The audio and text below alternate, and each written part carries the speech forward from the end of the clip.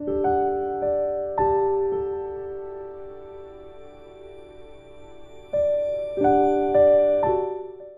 주님은 다시금 이 땅에 오십니다.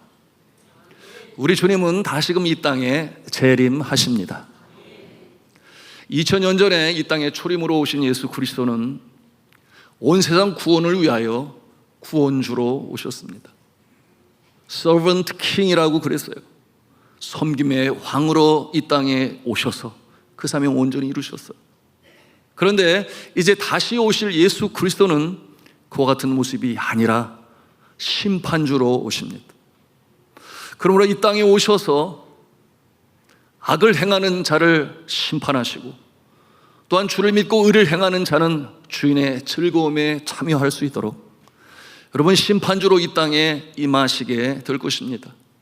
그러므로 주님이 다시 오시는 그날은 우주적인 종말의 날이 될 것입니다. 그 모습은 성경에 말씀하신 대로 새하늘 새 땅, 신천 신지의 모습이 될 것입니다. 이러한 성경의 진리를 들을 때 이 반응하는 모습은 두 가지 모습으로 나타나게 돼요. 첫째는 큰일 났네, 주님께서 너무 빨리 오시네, 좀 천천히 오시지, 나 죽은 다음에 오시면 얼마나 좋을까, 이렇게 생각하는 모습이 있어요.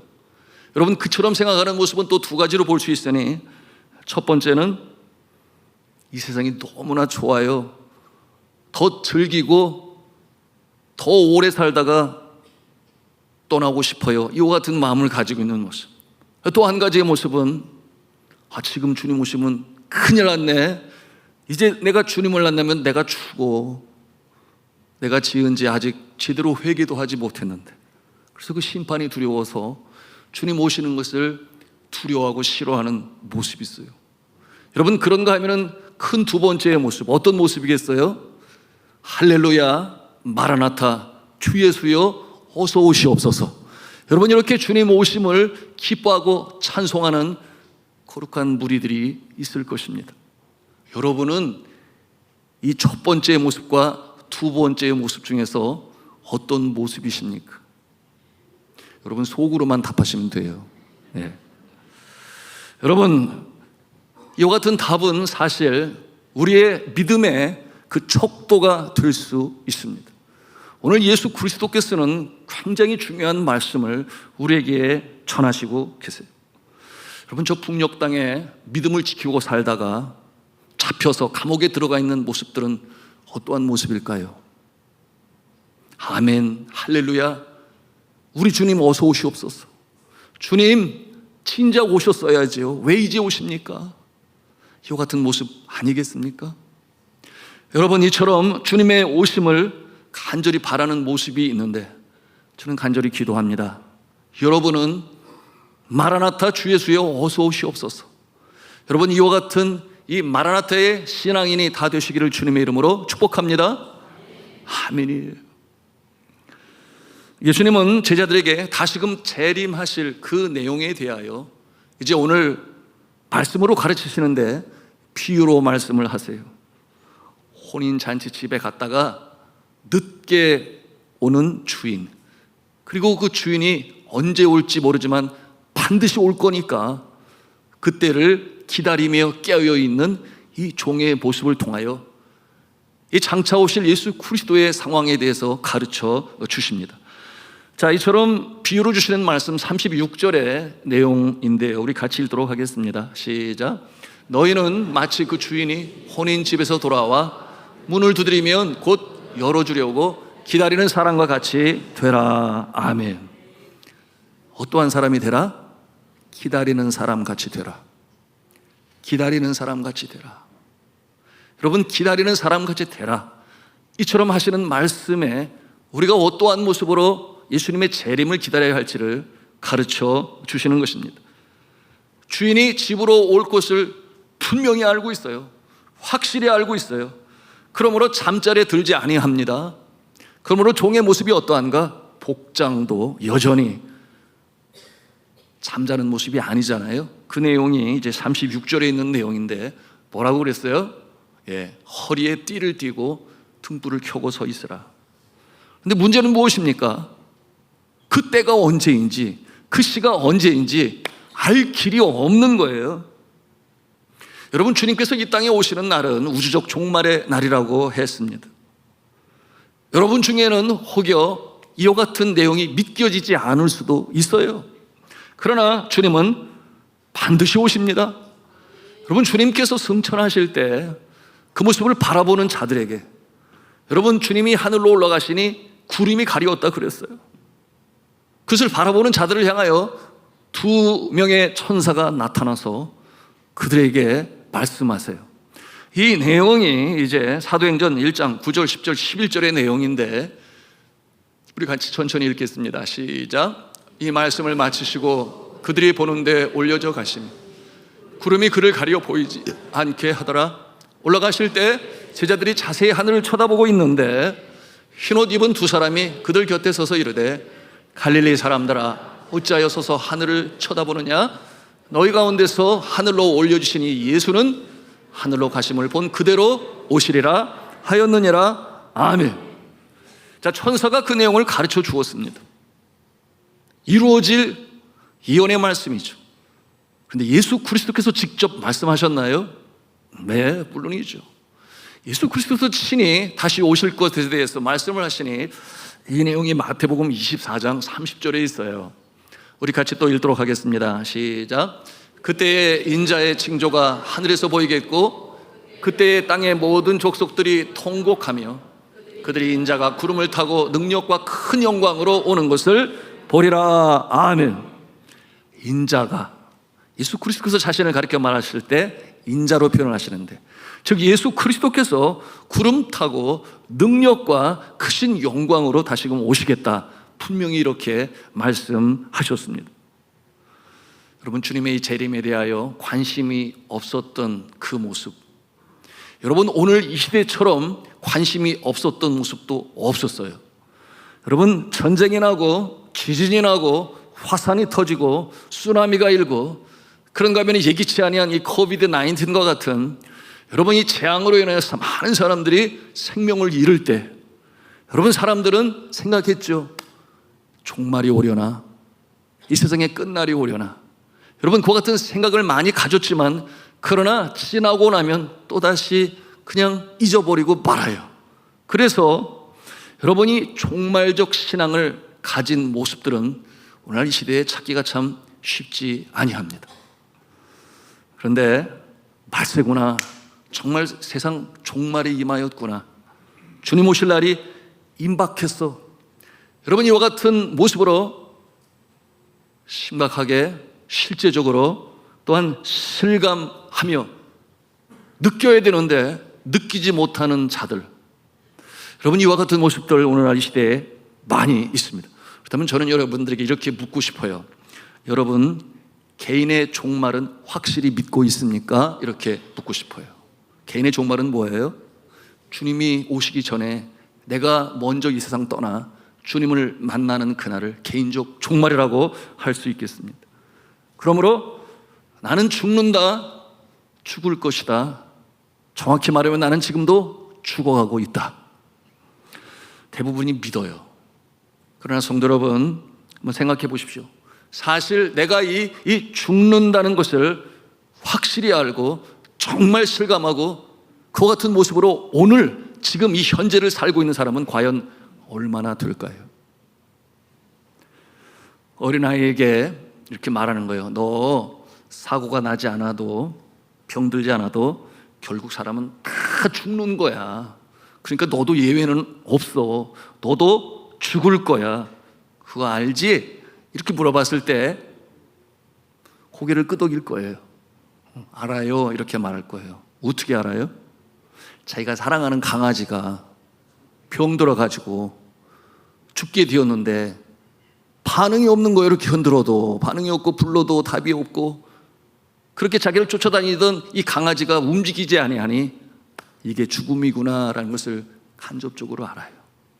그럼에도 불구하고 나도 이렇게 죽는다라고 하는 것은 생각하기가 참 쉽지가 아니에요. 왜 그럴까요? 아직 살아있으니까 내가 움직이고 내가 맛있는 것을 먹을 수 있으니까 그것이 그렇게 실감으로 다가오지는 않는다, 그 말입니다. 여러분, 당장 죽는 것이 아니기 때문에 그렇게 실감되지 않아요. 어른들은 어떨까요? 어른들은 정말 이 죽음에 대하여 내가 지금 그것을 확실히 알고, 그리고 그와 같은 현실을 내가 마음에 느끼면서 살아가는 모습이 과연 얼마나 될까 하는 것입니다. 제2차 세계대전 당시 한 유대인 가족의 이야기인데요, 아버지, 어머니 그리고 어린 이 두 아들이, 일가족이 나치 독일 수용소에 잡혀서 들어갔습니다. 가스로 죽이는 참 죽음의 장소죠. 그러던 어느 날 아버지가 강제 노역에서 되돌아가 보니까 몸이 약한 아들의 모습이 보이지 않는 거예요. 여러분, 그때 이 가스로 처형할 때 여러분, 몸이 약한 자들, 노동에 임하지 못하는 자들을 먼저 들여다가 죽였어요. 그러니까 이 가족은 항상 병약한 이 어린 아들이 일을 마치고 오면 제일 먼저 찾는 거예요. 있나 없나. 근데 아버지가 돌아와 보니까 아들의 모습이 보이지 않아요. 놀랬죠. 그런데 더 놀란 것은 같이 있어야 할 이 자기 아내의 모습이 또한 보이지 않는 거예요. 자기 아내는 건강한데 말입니다. 여러분, 그 모습에 너무나 마음이 힘들고 아프고 슬펐는데요, 여러분, 그 엄마와 아들이 어떻게 그 가스실에 끌려갔는지에 대해서 그것을 본 주변에 있는 사람들이 그 얘기를 들려주었습니다. 어리고 약한 아들은 감시원이 끌고 가려고 하자 발버둥을 치면서 울며 불며 뻗띵겼는데요, 그 모습을 바라보던 그 어머니가 그에게 다가와서 그를 끼어 안으며 품에 안고 눈물을 참으며 그 아들에게 말했다고 했어요. 아들아, 울지 마라. 엄마가 함께 갈 거야. 엄마가 같이 갈 테니까 울지 말어. 알았지? 그래서 그를 안아줬더니 울음을 뚝 그치고 순수히 일어나서 엄마의 손을 잡고 그 가스실로 들어갔다고 하는 것입니다. 여러분, 그와 같은 모습을 보면서 이 어린 아이가 울음을 뚝 그치고 그리고 어머니의 손을 잡고 들어갈 때 과연 죽음을 알아서 그렇게 했을까요? 그렇지는 아니죠. 그가 그처럼 울고 버티는 것은 내 사랑하는 가족, 엄마와 떨어질 때의 그 두려움과 그 공포 때문에 울었어요. 그냥 엄마가 같이 가자고 하니까 순수히 쫓아 나선 것은 엄마가 전부이기 때문에, 그냥 엄마 옆에만 있으면 되니까 그 같은 마음을 가지고 들어가는 것 아니겠어요? 정말 죽음이 무엇인지를 안다면 그랬겠지요. 나는 몸이 약하니까 가서 죽는 거 맞는데 건강한 엄마가 왜 죽어야 돼? 그냥 엄마는 여기 있어야지. 그것이 정상 아니겠습니까?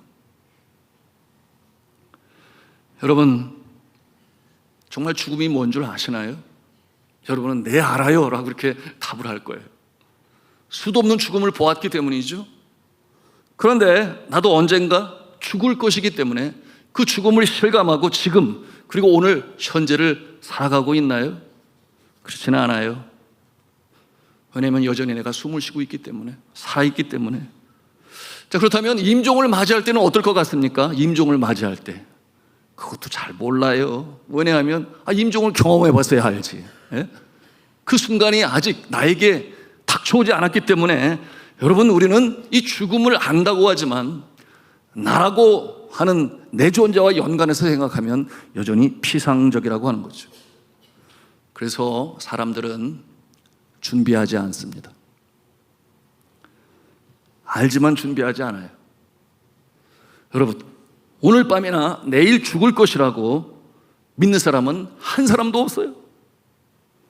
그래서 앞으로 한 달 뒤 또는 3달 뒤, 6달 뒤 갈 여행을 계획하고 저축을 하고 준비를 하고 또 이 희망 가운데 그림을 그려봅니다. 참 감사한 것은 하나님께서는 정확하게 몇 날 몇 시에 죽을 거라는 것을 알려주시지 아니하시는 거예요. 너무 감사하죠? 좀 고개를 끄덕여 보시던지. 그래서 안 알려주시니까 우리가 미래에 대한 소망을 가지고 오늘 사는 거 아니겠습니까? 미리 알려주시면 초죽음이 돼가지고 그 날짜를 바라면서 아예 질에 죽을지도 몰라요. 하나님이 안 알려주셨어요. 오시는 그날도 안 알려주시고 내가 언제 세상 떠날 거다도 안 알려주세요. 여러분, 그렇다고 해서 우리가 죽지 않는다 생각하는 사람 한 사람도 없어요. 여러분, 그러므로 우리는 오늘 말씀을 통해서 내가 언제 세상을 떠날 거다라는 것을 안다면 준비하는 자세가 있어야 되는데 실감이 나지 않기 때문에 준비하지 않는 모습으로 살다가 갑작스럽게 그때를 맞이하는 모습들 얼마나 많이 있습니까? 제가 미국에서 박사과정 공부할 때 같은 그 동료가 이제 그 기독교가 막 성장하고 있는 한국과 중국 이렇게 함께 여행하는 프로그램이 있었는데 출발하기 전에 저희 집에 찾아왔어요. 그래서 왜 찾았나 보니까 자기가 이제 떠나게 되면 유언장을 항상 이렇게 업데이트 해놓고 간다는 거예요. 왜냐하면 해외여행을 하다가 비행기가 떨어지든지 무슨 사고 나서 죽을지도 모르니까 그래서 이렇게 유언장을 써놓고 또 떠나게 되면 업데이트를 해놓고 이러고 가게 되는데 한 가지 추가할 게 있다는 거예요. 그래서 뭐냐고 그랬더니 자기가 죽게 되면 가지고 있는 재산이 그래도 나름 꽤 된다고 이렇게 얘기를 하더라고요. 그런데 그 중에 10%를 저희 네팔 사역에 대해서 들었으니까 거기에 10%를 내가 기증한다라고 하는 것을 유언장에 쓰는데 거기에 대해서 알고 사인을 해달라는 거예요. 여러분, 좋아요, 안 좋아요? 이걸 좋아해야 할지 안 좋아해야 할지 자주간 제가 잠시 정신에 혼돈이 왔어요. 그런데 얼마나 재산이 되는데 이렇게 묻고 싶은 마음이 팍 올라가는데 제가 참았어요. 끝까지 참았어요. 왜냐하면 생각을 해보니까 그게 가령 몇십억이 된다 또는 몇백억이 된다 알 수는 없지만 그것을 알게 되면 그 중에 10%라고 그러니까 여러분, 비행기를 탈 때라든지 중국을 다닐 때라든지 제 생각에 어디가 있겠어요? 콩밭에 가 있는 거 아니에요? 콩밭에 죽을까 안 죽을까 막 이러면서 그래서 차라리 안 물어보는 게 낫겠다 이렇게 생각을 해서 안 물어봤는데 안 물어보길 잘했죠. 안 죽고 살아왔거든요. 안 죽고 살아왔어요. 여러분, 서양인들 중에는 이렇게 자신의 죽음을 미리 준비하면서 살아가는 모습들 우리도 생각해 볼 수 있어야 합니다. 저도 유언장을 벌써 써놨어요. 그 내용은 여러분에게 말씀드릴 필요는 없지만 그래서 우리가 죽을 줄 알지만 그래도 행복을 추구하면서 살아요. 왜? 그 때와 시를 알려주시지 아니하셨어. 그렇다고 해서 나는 안 죽을 거야 이렇게 생각하는 사람들은 한 사람도 없습니다. 다 알아요. 그러므로 오늘 말씀을 통해서 주님께서 우리에게 주시는 교훈이 있는데 이것을 마음에 담고 살아라. 그 첫째가 무엇인가? 화면에 올려주시면 같이 읽겠습니다. 시작. 너는 종말을 맞이하게 될 것이다. 그러므로 확실히 알고 준비하여라. 아멘. 그 시와 때는 몰라서 여러분, 행복을 추구하며 또 행복하게 살아도 반드시 확실히 그날이 온다. 그러므로 알고 준비하고 있어라. 이렇게 주님께서 말씀하시는 거예요. 자, 40절 말씀을 우리 같이 읽도록 합니다. 시작. 그러므로 너희도 준비하고 있으라. 생각하지 않은 때에 인자가 오리라 하시니라. 아멘. 언제 오신다고요? 생각하지 않은 때. 생각하지 않은 때에 우주적인 종말도 임할 것이요, 생각하지 않은 때 우리가 먼저 개인적인 종말을 맞이할 수도 있습니다. 너무 냉정한 말씀이지만 부정할 수는 없어요. 그런가 하면 두 번째 주시는 교훈이 있는데요, 우리 같이 읽도록 합니다. 시작. 종말의 때 너는 준비된 자로 서 있을까? 그래야 한다라는 거예요. 어떻게 준비하고 있어야 할까? 비유로 말씀을 하시는데요, 그 내용이 이제 35절에 있는 내용이에요. 우리 같이 읽도록 합니다. 시작. 허리에 띠를 띠고 등불을 켜고 서 있으라. 자, 준비된 자로 서 있을까? 그런 모습이 되어야 한다. 허리에 띠를 띠고 그리고 등불을 켜고 서 있으라. 이게 무슨 말씀이겠어요? 사명에 합당한 자의 모습으로, 가정에서, 일터에서, 주의 몸된 교회에서 맡겨진 그 사명 잘 감당하고 충성되이 감당할 수 있는 그 복장과 자세를 가지고 살아야 한다. 그것이 준비된 자의 모습이라는 것을 이렇게 말씀하시는 거예요. 여러분, 이 모습은 앞서 말씀을 드린 대로 그 혼인 잔치집에 갔다가 돌아오는 주인, 그를 기다리는 종. 여러분, 이 팔레스틴 지방에서는 지금도 마찬가지예요. 대낮에는 햇볕이 너무나 뜨거워가지고 큰 행사들 못해요. 결혼식도 마찬가지예요. 그래서 이 해가 떨어지는 서늘한 때, 저녁이 되면 비로소 이 화촉을 밝히고 이제 결혼식이 진행이 되고 또한 잔치까지 이어지게 되니 밤늦게 오는 것은 너무나 당연한데 정작 몇 시에 오느냐, 이거는 모르는 거예요. 자, 이와 같은 상황에서 이 종은 뭘 알아요? 반드시 돌아오실 것이다. 이거는 알고 있어요. 그런데 그 정확한 시와 때는 알지 못합니다. 그러니 깨어 있는 거예요. 도착하는 즉시 문을 열어드려야 하기 때문에. 이 내용은 주님께서 이 땅에 다시 재림하시는 우주적인 종말의 날이나 또 내 개인적으로 이 종말의 날을 맞이하는 모습이나, 여러분, 그 일이 갑작스럽게 생각하지 않은 때에 일어나게 될 것이다. 그러니 준비하며 살아라. 자, 이렇게 말씀을 하시는 거예요. 자, 세 번째로 우리 같이 읽습니다. 시작. 재림하여 오시는 주님은 여러분이 어떻게 살았는지를 셈하시고 선악간에 심판하시겠다는 것입니다. 그러므로 허리에 띠를 띠고 등불을 켜고 서 있으라. 이 비유로 말씀을 하시는데, 이 비유가 무엇인가? 여러분, 보통 이 비유는 숨겨진 뜻을 담고 있어서 이 제자들, 들어야 할 자들에게 비유로 말씀하시고 듣지 말아야 할 자에게는 그 비유로 깨닫지 못하게 하셨는데, 베드로가 궁금한 거예요. 비유로 말씀하시니 알쏭달쏭한데 이것이 도대체 무슨 뜻입니까? 이와 같은 내용으로 질문하지 않아요? 자, 그 내용이 이제 41절에 있는 내용인데 우리 같이 읽겠습니다. 시작. 베드로가 여짜오되 주께서 이 비유를 우리에게 하심이니까 모든 사람에게 하심이니까. 주님께서 답을 하세요. 내가 다시 올 때는 선악간에 심판하는 심판주로 오게 될 것이다. 너희가 진실한 청지기로 살았는 그 내용이 이제 이어지는 내용 속에 담겨져 있습니다.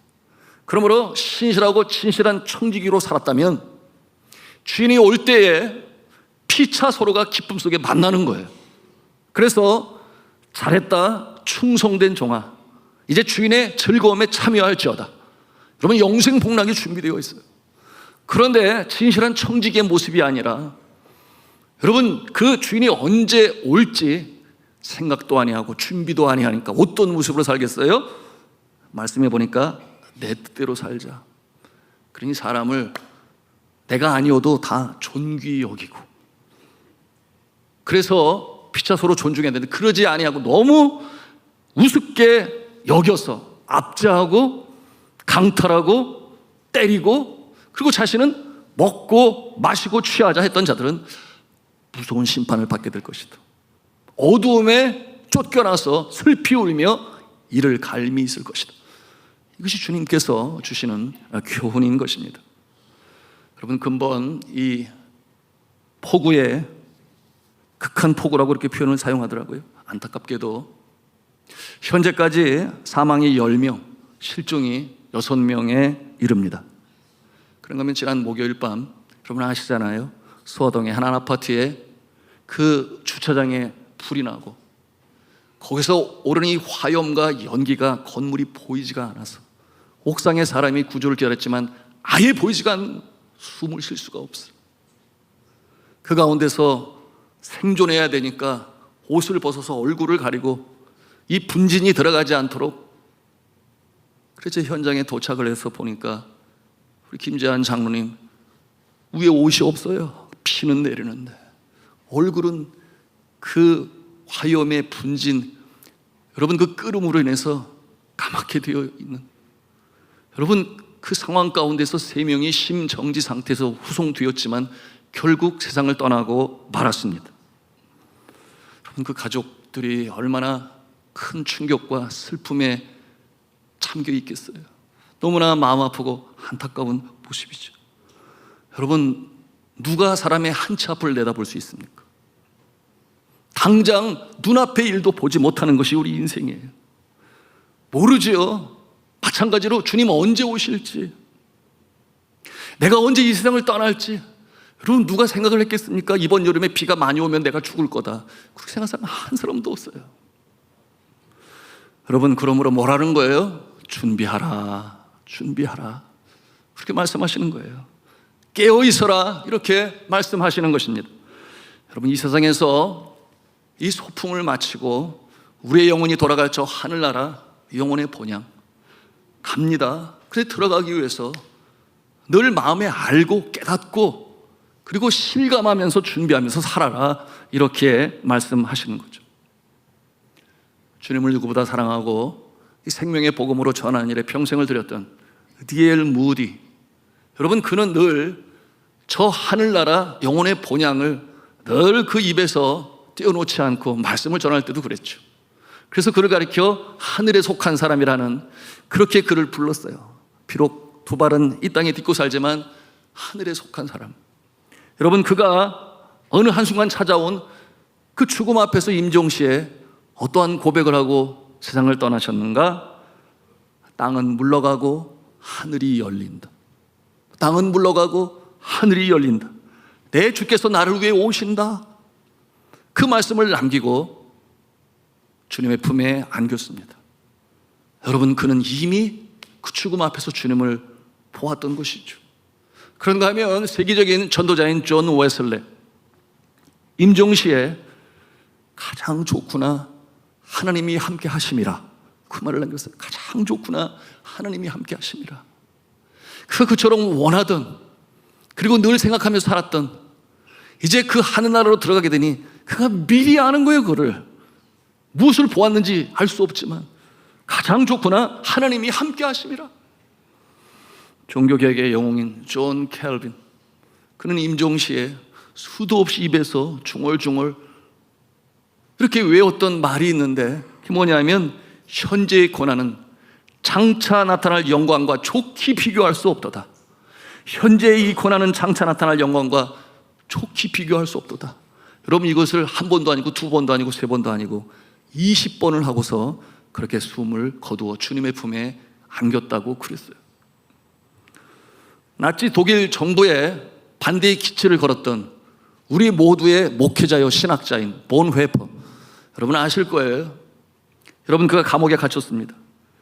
감옥에 있었던 어느 스산한 이 봄철 1945년 4월 8일, 그날이 주일 아침이었습니다. 두 명의 간수가 자기가 갇혀있는 감옥에 와서 문을 두드리는 거예요. 그러면서 문을 열고 하는 얘기가 뭐냐 하면 마지막 시간이 되었습니다. 그때를 기다렸던 본회포였죠. 알고 있었던 거죠. 그렇게 같이 있었던 이 감옥 안의 동료들이 그 모습을 보면서 슬퍼하며 눈물을 지을 때 정작 이 본회포 목사님은 한치의 동요함도 없이 자리에서 일어나서 빙그레 웃을 수 있는 여유로움을 가지고 뭐라고 말을 했는가 하면 기뻐해 주십시오.